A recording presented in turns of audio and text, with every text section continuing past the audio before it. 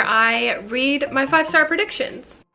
For episode 1, starting with A History of Wild Places by Shea Ernshaw, and I'm also going to be reading Recursion by Blake Crouch. I am just reading these 2 books for this vlog, but if you haven't seen my actual 5-star predictions video where I tell you what my 5-star predictions are, you can go ahead and watch it, get a rundown on what those books are, which ones I'll be reading for this vlog series, because I won't be able to read them all for this specific vlog series because they will be for different vlogs. I don't think I know enough to really be able to call out my 5-star predictions before they happen. I thought it would just be fun to try anyways, so this could be a total flop, but that's what we're here to find out. Firstly, I think I'm gonna start with Recursion just because it is a library book and then I want to be able to return it. So we're gonna start reading this one, which is a sci-fi set in New York about a cop named Barry Sutton who is learning as he investigates the devastating phenomenon the media has dubbed false memory syndrome, a mysterious affliction that drives its victims mad with memories of a life they never lived. Memory makes reality. It sounds like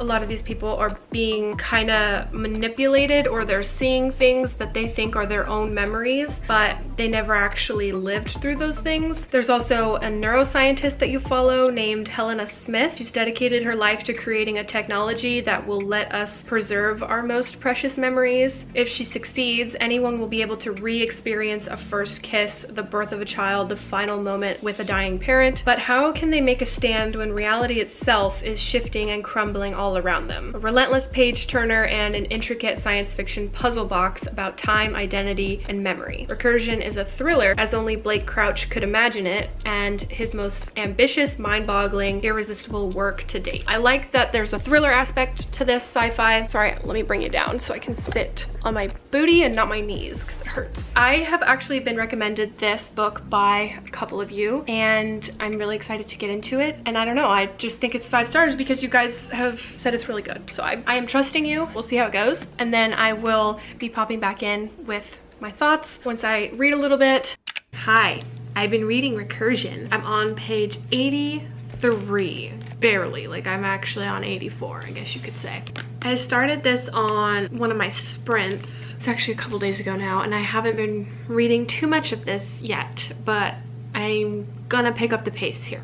It's going fine as of now. I know that it's like a little confusing in the beginning. I'm gathering that much from me actually reading it, but also I've had people tell me that the beginning is confusing, but then it like gets better and it's worth it. So we'll see if that's correct. But like, I'm not hating it. It's not like an annoying, confusing way, but I'm really excited to see where it goes. And like, I know they're just kind of trying to build the world a little bit, get you to realize like the absurdity of what's happening with this false memory syndrome, and people are getting flashes of a life they've never lived, like their memories are just not their true memories, and there's a mystery to it all. And I guess that's what these 2 characters that you're following, the neuroscientist and the cop, Barry, is trying to search for the truth. Like, I don't know. Yeah, it is confusing. So I have nothing to explain to you right now. I'm trying my best to, but I really don't know how because it is confusing. Hopefully this is something that I can eventually explain to you once I, you know, read a little further, or once I read the whole thing. Maybe it'll all make sense and I'll be able to coherently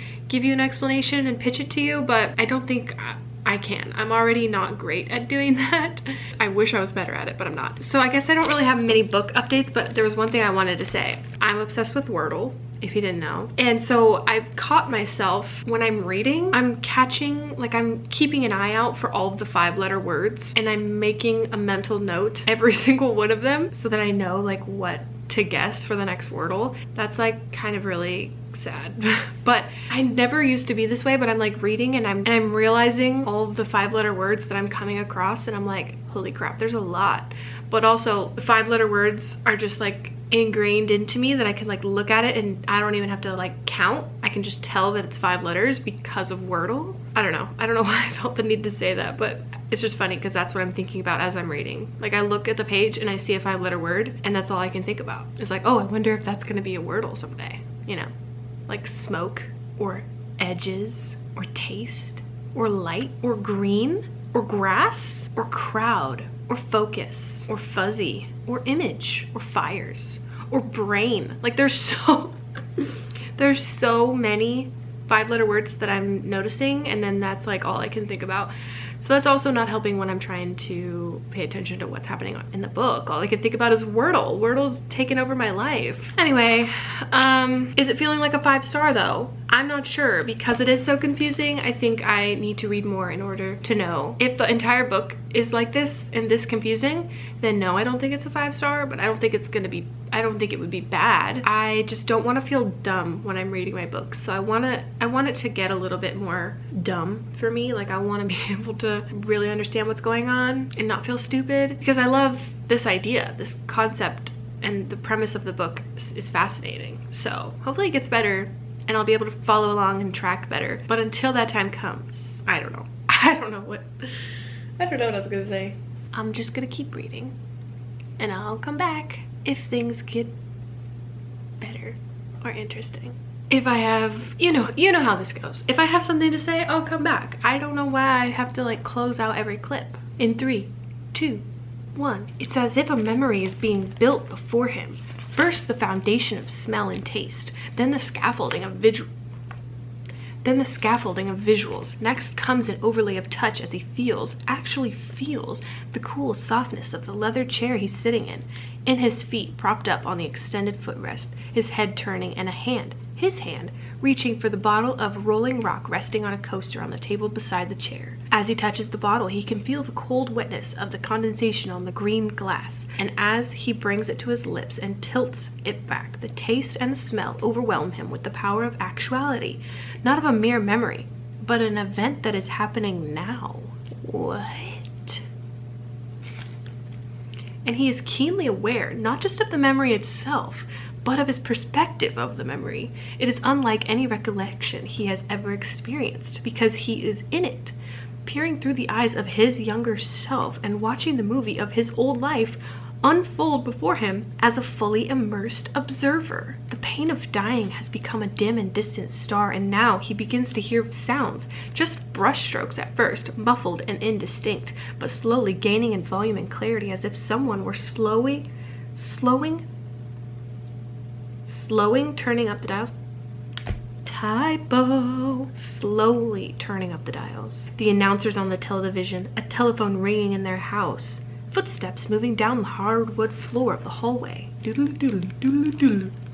Okay, bye. Okay, this is too fun. I love reading to you guys. He wants out of his memory, but he can't leave. All senses are fully engaged. Everything is clear and vivid as existence, except he has no control. He can do nothing but stare through the eyes of his 11 years younger self and listen to the last conversation he ever had with his daughter, feeling the vibration of his larynx and then the movement of his mouth and lips forming words. You talked to Mom about this? His voice doesn't sound strange at all. It feels and it sounds exactly the way it does when he speaks. No, I came to you. Is your homework done? No, that's why I want to go. Mindy is my lab partner and we have this thing due next Wednesday. For what? Biology. Who else is going to be there? Oh my god, it's me, Mindy, maybe Jacob, definitely Kevin and Sarah. It's a hair past 11:30 p.m. So can I go? Say no. Younger Barry watches the next Rockies player walk into the plate. Say no. You'll be back no later than 10? 11. 11 is for weekends, you know that. 10:30. Okay, forget it. Fine, 10:15. Are you kidding me with this? It takes 10 minutes to walk there, unless you want to drive me. Wow. He had repressed this moment because it was too painful. She had suggested he drive her, and he had refused. If he had, she would still be alive. Yes, drive her, you idiot. Honey, I'm watching the game. So 10:30 then? He feels his lips curling up in a smile, remembers acutely the long-lasting feeling of losing a negotiation with his daughter, the annoyance, but also the pride that he was raising a woman of grit who knew her own mind and fought for the things she wanted, remembered hoping she would carry that fire into her adult life. Megan starts for the door, but not a minute later, and I have your word? Stop her. Stop her! Yes, Dad, her last words. Now he remembers. Yes, Dad. He hears the front door open and slam shut. Then she's gone, walking away from her house, from him to her death.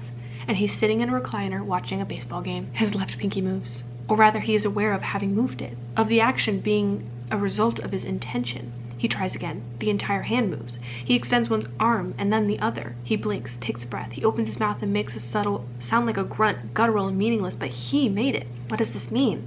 Before, he was experiencing the memory as an observer scrolls through a read-only file, like watching a movie. Now he can move and make sound and interact with his environment, and every second he is feeling more in control of his body. Reaching down, he lowers the recliner's footrest. Then he's standing, looking around his house, marveling at how inquisitively real it is. He looks at the door his daughter just walked out of. What the hell is happening? He was in a hotel in Manhattan being killed in some kind of deprivation tank. Wow. This is actually getting really good, okay? This is getting good.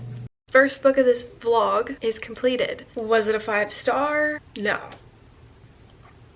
So unfortunately this wasn't a full 5 stars, but that's simply because it's really a lot. I think just my tiny little brain couldn't comprehend it enough to give it a 5-star. I am giving it 4 stars though. It is really, really good. I love the storyline and the premise and just like all the time traveling and memories and just everything that this book is about is so, so good. And I'm amazed at how Blake Crouch is just so smart for coming up with this book, like this story. It always amazes me like how authors can write books in the first place, but also to have something so intricate and complex, but also like make it digestible. Huh. It couldn't be me. Like, that's amazing. I wish I had that sort of skill, but I couldn't grasp it enough to say like it's a 5-star. You know what I mean? Really, really good though. If you haven't read it and you like sci-fi, time traveling, highly recommend. So basically there's this chair that one of the main characters invents, and it's like a memory chair that you go into and like things happen, but then you go back into an older memory and relive your life. You relive the memories. People in this book are like basically doing this to stop bad things from happening, you know, the whole cause and effect thing. Lots of discussions on like time, if it's real, and cause and effect. Like, I don't know, like it's just so mind-boggling. It's very unique. I liked following the 2 different characters and just seeing like how everything played out. And I really don't know how to explain this, but I think the synopsis does cover it enough for you to get the gist, and then if it sounds interesting to you, definitely pick it up and read the whole thing. But I'm not even gonna try to attempt to explain any more about this because I can't. But yeah, thank you to those who like recommended this to me. Definitely did really love it. Unfortunately, it's not a full 5 stars. I did predict it to be that, though I didn't think it would be that confusing. So 4 stars, still really, really good. Love that for me. But now we're moving on to the next book in this vlog, and that is A History of Wild Places. Much, much later.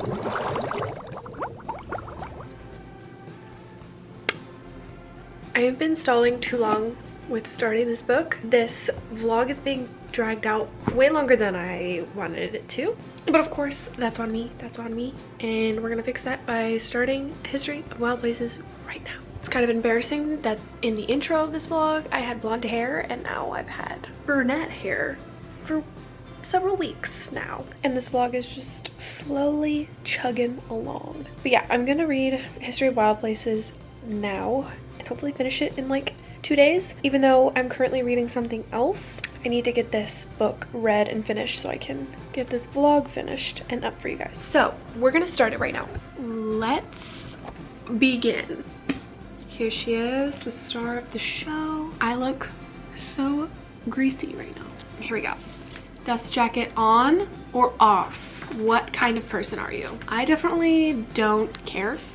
Sometimes the dust jacket does get annoying, but for the most part, I just leave it on.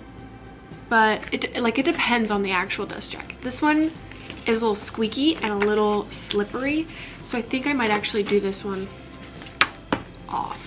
And it's got a pretty green underneath, so I can vibe with that. So we're gonna take that off. We're gonna see who it's dedicated to. For Jess, my agent. Okay, and the quote in the beginning is, "There is always danger for those who are afraid," by George Bernard Shaw.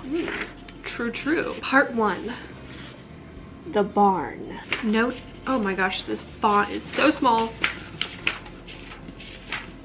And long chapters, bruh. Are there even chapters? No, there's just paragraph. Oh yeah, there is a chapter. Oh, okay. There's excerpts before each chapter too. I guess I should read that.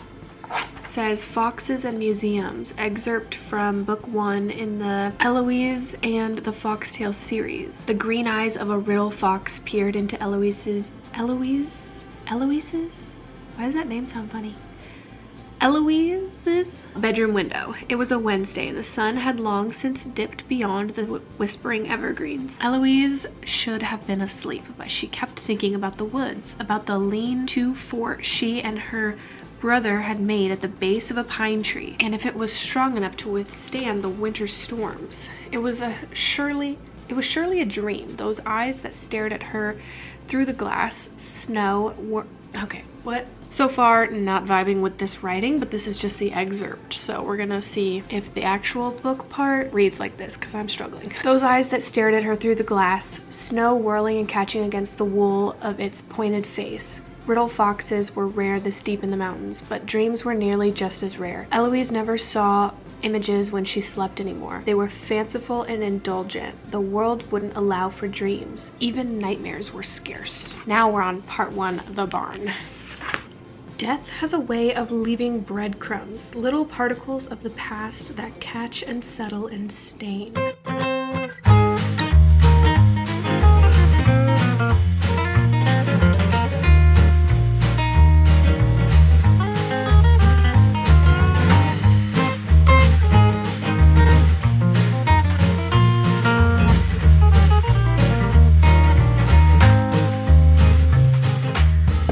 Sorry, the lighting is so blue. It's my TV. I just read the first page, but I don't typically like read the synopses before going into any of my books anymore. I just think that's a waste. You know, I have the book, I'm planning to read it. Like, why do I need to read what it's about first? The whole book is going to tell me what the book is about, you know? And I like to learn as I go. So I don't normally read synopses, but I remember at like one point when I got this from Book of the Month, like I read a little part of it just from reading the first page. I remembered that it's supposed to be about someone who, the main character's name is Travis Wren, who has an unusual talent for locating missing people. So on the first page, I believe Travis is a man, although it could be a cute girl's name. Yeah, it's a man. So he takes on the case of Maggie St. James. He's led to a place many believed to be only a legend. So then that's where like the magical realism comes into play, I think. So in the first page already, you can tell he's explaining how he can like track the things left behind from a crime scene. Because the first sentence I just read to you, death has a way of leaving breadcrumbs. He like can tell when there was like signs of struggle. You know, he's just a good detective. I'm very interested about the magical realism part of it. Like, I just want to get to some like magic, you know, like I want to get to that part, but the font is so small and fills the entire page, and the chapters are so long. It's like they're not even chapters, they're parts. Like this whole thing is part 1 and like there's no chapters. I mean, that doesn't look like a lot on camera, but it is a lot, especially because every page is so full. Oh my gosh, and then the next one is literally 2 pages, and then it changes character names. Who are these people? Theo and Calla? Oh, and B? Theo again? Okay, then it gets to be short chapters. So just the first part is really long. I'm gonna have to push through that. I'm a greaseball. So I'm actually reading with Janelle right now. We're on private sprints. And we're doing a little 24-hour readathon type thing. Well, Janelle is, but I'm just like participating with her. It's not like super strict for me. I was gonna do a separate reading vlog, but I decided I need to prioritize this book instead. I'm on page 16 now. And wow, it's actually really good. I'm liking it because it's very interesting. And let's see, synopsis says Travis Wren has an unusual talent for locating missing people. And I would say it's more than a talent. It seems like a superpower because he's getting these vivid memories of where this girl Maggie has been. He took on this case for finding this missing girl, and he's like following her tracks, but he's actively seeing the memory of where she was and what happened to her. So yeah, that part is interesting. I actually am liking the writing style so far, and I've been reading it out loud to myself, which also makes it a really fun time. But yeah, so there was suspicion that Maggie purposefully vanished and didn't want to be found. There's talk in the town that that's like what happened to her, but then Travis is finding out that that most likely didn't happen because in his memory he can see that she only had enough supplies for a day's hike. So she didn't mean to vanish, or she anticipated she'd have shelter and food wherever she was going. She anticipated something other than what happened to her. I'm intrigued. This is going well so far. 1 page is taking me like 5 minutes to finish. It's gonna be a long time to read this book. But hopefully sprints with Janelle will help me.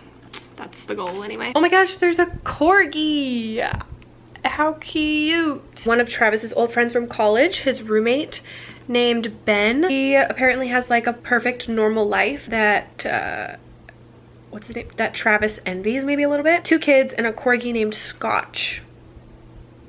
and a wife who bakes sugar cookies in the shapes of trees and hearts every damn Thursday. But he longed for dirty hotel rooms and shitty roadside diner food and smoky bars and smoky girls who all have the same names, who all think you're a better man than what you really are. Ben wanted what I had. But Ben's average life had something mine didn't. A home, shelter, a place you went after a long day that folded you into its center and held you there, safe, protected from everything that lurked beyond your front door. Travis has been living on the road, driving here and there, considering crossing over into Canada and seeing how far north he could travel before the roads ended. So Travis has something going on with his life. His like superpower, or his ability to see memories of things, happen when he touches objects, I think, which is similar to, I feel like a lot of movies or TV shows have this kind of thing for some of their characters, but the one I'm thinking of is from The Haunting of Hill House, when one of the our timer, when one of the kids from that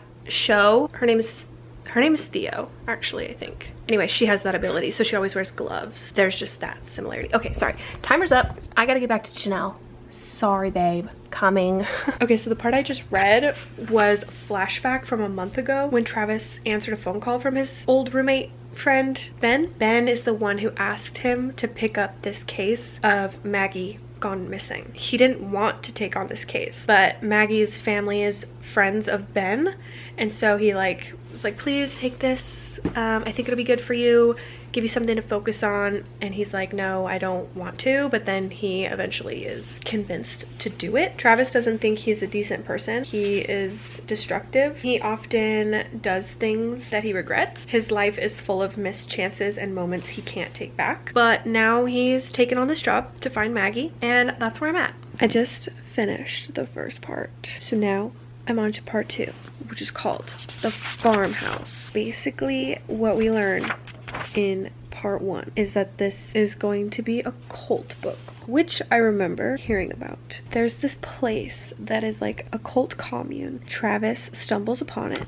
He finds out about it, and it's like all the way up in the mountains, in the woods, pretty secluded, and he just walked up to it. Now we're going to find out more about this place. He's probably gonna go into this place. What does that mean for this whole investigation? Like, is Maggie just a part of this cult now? That would be a little underwhelming if that's the mystery of where she disappeared to. And I know like some people have been disappointed by this book. I just saw someone on Twitter say that they were highly let down by this book, and that is very sad to hear, but hopefully it doesn't disappoint me and that like I still have a great time with it. But I don't know like what to expect anymore. I mean, in the beginning I didn't even know what to expect in the beginning. But anyway, so now we're on to like the shorter chapters, and there's names. So this first one is Theo, and then the next one is a different character. So I don't know who these people are, but we're gonna find out. I mean, I'm still really liking it, so I hope it doesn't disappoint me, but I'll keep you updated. So part 2 was pretty short. Now I'm reading part 3. I'm on page 245 now. Part 3 is very, very long, and there's also a complete shift in where the story is going, and it's not going at all how I expected. We're not following Travis anymore. We are reading all of these chapters from 3, I guess, main characters now at this point: Theo, Calla, and B, and they are people who live in this cult community called Pastoral. Calla and Theo are married, and B is Calla's little sister, but she's not that little. I think she's like 20 something. So now we're just following them, and this book has gotten very, very character based. There's hardly any plot happening. It's very slow paced, and it's basically just about this community that is weird. It's a cult community, so like they have all these weird rituals and rules, and their number one rule is that they can't ever leave this place, because if they go out into the woods they'll get infected with this disease. They believe that the outside world is very dangerous and they can get sick and die and infect other people in the community. Like, they think the rain is bad, like that will infect them. And then there's these rituals for people who do get sick. We're not following Travis anymore at all. Like, he's just a side character at this point. So I'm kind of upset that the story took a complete turn and is not following Travis finding Maggie. Now there's these people trying to find Travis because Travis has left like breadcrumbs in the community, so they think Travis has been there. So yeah, it's definitely not what I expected anymore, and it's going downhill and it's very slow. We're not getting any answers, so I'm kind of annoyed. And part 3 is so incredibly long, and so I don't know if part 4, you know, maybe we'll get a perspective change again and go back to Travis. I'm still like kind of invested and interested on what happened to Travis, like why we're not hearing from him anymore and why it's solely based on these people that live in this cult community. And then you're still wondering, like, did Travis find Maggie? You know, like all the way back in the beginning, what happened there? It just left off. And there's lots of like flashbacks and time jumps, so it's like not one consecutive timeline. That's what's happening now. And like I said, it's very character based, so I'm kind of bored with these 3 people that we keep reading about and their lives and their drama, and it's not that good anymore. And so like, I understand why some people are disappointed by this book. Oh, and then the other thing I was gonna say that is upsetting me is that like the book is called A History of Wild Places, which like kind of makes sense, but also I'm disappointed that there's no like animals involved in this book. When you look at the cover, I think very wild forest, nature, animals. Like I thought we were gonna get, and there's no like magical realism at all. It's just a bunch of crazy people in this cult. So like wild places would be this cult community. But like I just was expecting some fun magical animals to make an appearance, or I thought that was going to be what it's about, but it's just about people, so that's boring. I'm gonna finish this today because I want to be done with it. So we're gonna see where the story goes, how it ends, and I will let you know if it's worth it or not. But at this point it's dragging and it's gotten very boring, and I'm disappointed and let down, which is sad. Definitely not a 5-star, I'm thinking. Unless like the way that the story wraps up, if it all makes sense and if it's gonna make it extremely worth it to have read all this character development that's not even really developing in any way, then maybe it could bounce back and make it up to me, but at this point I'm not feeling it. I will keep you updated. Okay, I just read 10 more pages and I'm pretty sure I know exactly what is happening. Yep. I think I know exactly what's going on, and that's stupid.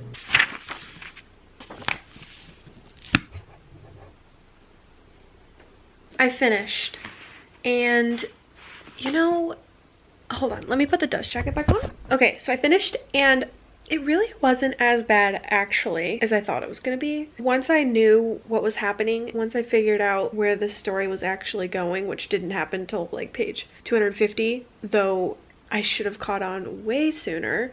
And I hate when that happens, where I'm like, oh my gosh, it was so dang obvious. How did I not catch it sooner? But that happens a lot. And then also, I think that's kind of what makes it a good book, when it does take me that long. So like in the moment I was frustrated that it didn't go the way I originally thought it was going to, but eventually like it warmed up to me and I was like, you know what, actually this is pretty good. I can appreciate it for what it actually is. So my recommendation to you, if you want to read this book, drop any expectations that you have for it, like what you might think that this book is. Let me read the synopsis actually and see what it's being pitched as. Travis Wren has an unusual talent for locating missing people hired by families. As a last resort, he requires only a single object to find the person who has vanished. When he takes on the case of Maggie St. James, a well-known author of dark children's books, he's led to a place many believe to be only a legend. Known as Pastoral, this reclusive community was founded by like-minded people searching for a simpler way of life, but soon after Travis stumbles upon it, he disappears, just like Maggie St. James. Years later, Theo, a lifelong member of Pastoral, discovers Travis's abandoned truck beyond the border of the community. No one is allowed in or out, not without the risk of bringing a disease, the rot, into Pastoral. Unraveling the mystery of what happened reveals secrets that Theo, his wife Calla, and her sister Bee keep from one another. Secrets that prove their perfect isolated world isn't as safe as they believe, and that darkness takes many forms. Hauntingly beautiful, hypnotic, and bewitching, A History of Wild Places is a story about fairy tales, our fear of the dark, and losing yourself within the wilderness of your mind. Okay. So yeah, once you read it, that synopsis totally makes sense. Yeah, definitely just like don't go into this thinking that it has to do with animals because that's what I went into it thinking, and so I was a little disappointed with that. Just go into it with an open mind, read the synopsis, understand, you know, what the premise actually is, because it's my fault, I guess, for this one. Not reading the full synopsis did hinder my experience with it a little bit, and normally I don't read synopses. I talked about this in the beginning when I first picked this up, and that's fine. Like, it's okay to not always read synopsis and go in and learn as you go and be surprised. But because I didn't read any of it and I thought it had to do with animals and stuff, I was just thrown off when it wasn't about that. But yeah, this one would be a good one to study the synopsis first so you know what you're getting into, and then just go with the flow. You know that it's slow paced, but it's actually pretty interesting. I mean, I enjoyed it. I don't know, I can't say that for everyone that you would love it, because sometimes slow paced books do work for me. Like, I can chug along and go with the flow of the book. But yeah, if you just take everything I said into consideration before picking this book up, then I think you'll have a fun time. That's A History of Wild Places by Shea Ernshaw. I'm really glad that I read it. Is it 5 stars though? I don't think I can give it 5 stars because it did make me upset, you know? Definitely didn't feel like I could give it a 5 star because of my actual experience with it, but objectively the book also, I guess, not 5 stars. It's not for everyone, but I actually really liked it. So I think I'm gonna give it, actually, what am I gonna give it? I was kind of like hanging on to 3 stars for a lot of it. I don't know, I think she could have done a better job at transitioning with the POV changes, because that threw a lot of it off course. And like, part 1 is pretty deceiving, I feel like. Like, it makes you think that that's what the story's gonna be about, but again, I didn't read the synopsis, so I don't know, maybe it's just I messed it up. I messed it up by doing it that way, possibly. But so yeah, I was thinking 3 stars, but I actually kind of enjoyed it. But is it 4 stars? Is it on the same level as Recursion? Kind of is, actually. Yeah, I think I'm gonna give it 4 stars, actually. So it was pretty good. And if I like actually knew what it was about, it probably maybe could have been 5 stars, maybe. I don't know, it's just, the point is, it's not 5 stars, which, you know, I thought it was going to be, but I'm so stupid. Like, why would I predict it to be 5 stars without even fully reading the synopsis? Who do I think I am? I'm just a living, breathing, walking contradiction. The lesson here, I guess, would be to read the synopsis if it doesn't seem very straightforward. I think I judged it a lot by its cover, and yeah, I'm a wacky doodle daisy. Yeah, I just make no sense. I'm sorry. Okay. Anyways, so the point is that it's not 5 stars. Neither was Recursion, but that's okay. We're gonna try in the next episode of reading my 5-star predictions to see, you know, if maybe there's some still out there on my list. Which ones should I read for episode 2? Do you guys wanna vote for me? Which ones do I even have? Okay, so here we go. Vote in the comments below which ones I should read for episode 2. Either the entire Truly Devious series, well, not the entire, not The Box in the Woods. I keep forgetting. I don't have that. The 4th book, I only have the first 3. For some reason, I have all 3 of them as predictions for 5 stars, but then I also give a disclaimer that I don't think all of them will be. I think at least one of them could. Should I read the first 3 books in the Truly Devious series? That's one option, okay? And then another option is this one. What else? Hold, please. I'm confused on which ones I still have left. I gotta look up on my Notion. All right, let me just pull them out, because that would be so much easier to just show you. Hold on. Okay, so should I read these 3, these 2, or these 2 in my next one? Those are the last several that I'm reading for this series. The rest that I've mentioned that are 5-star predictions are for other vlogs and such. So yeah, comment down below which of those 3 options I should read, okay? Okay, so that is going to conclude episode 1. Thank you all so much for watching. I hope you enjoyed, and I will see you guys very soon in my next video. Bye!